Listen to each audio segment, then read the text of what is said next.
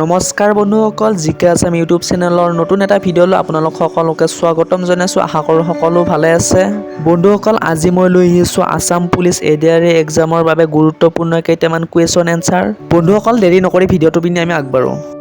বন্ধুসকল, আজিৰ 1 নম্বৰ প্ৰশ্নটো হৈছে ভাৰতীয় সংবিধানৰ খচৰা সমিতিৰ অধ্যক্ষ কোন আছিল? আপোনাৰ option A Jawaharlal Nehru, option B doctor BR. Ambedkar, option C Sardar Patel, option D Rajendra Prasad.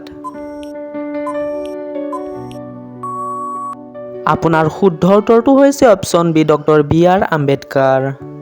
2 number প্ৰশ্ন, অসমৰ কোনখন ৰাষ্ট্ৰীয় উদ্যান বাঘ সংৰক্ষণৰ বাবে বিখ্যাত? আপোনাৰ option A Orang, B Manas, option C Dibru-Saikhowa, option D Nameri. বন্ধুসকল, আপোনাৰ শুদ্ধ উত্তৰটো হৈছে অপশ্যন বি মানস ৰাষ্ট্ৰীয় উদ্যান।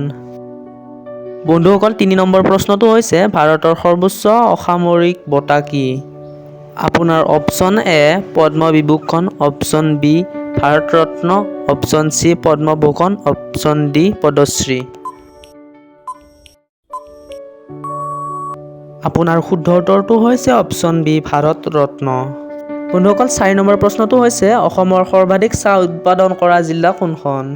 আপোনাৰ option A Jorhat, B Dibrugarh, C Nagaon, D Barpeta. বন্ধুসকল, আপোনাৰ শুদ্ধ উত্তৰটো হৈছে অপশ্যন বি ডিব্ৰুগড়। 5 নম্বৰ প্ৰশ্নটো হৈছে ভাৰতীয় সংবিধান কেতিয়া গৃহীত হৈছিল? আপোনাৰ অপশ্যন এ 26 জানুৱাৰী 1950, অপশ্যন বি 26 নৱেম্বৰ 1949, অপশ্যন চি 15 আগষ্ট 1947, অপশ্যন ডি 2 অক্টোবৰ 1950। বন্ধুসকল, আপোনাৰ শুদ্ধ উত্তৰটো হৈছে অপশ্যন বি 26 নৱেম্বৰ 1949। বন্ধুসকল, 6 নম্বৰ প্ৰশ্নটো হৈছে অসম আৰক্ষীৰ মূল দায়িত্ব কি?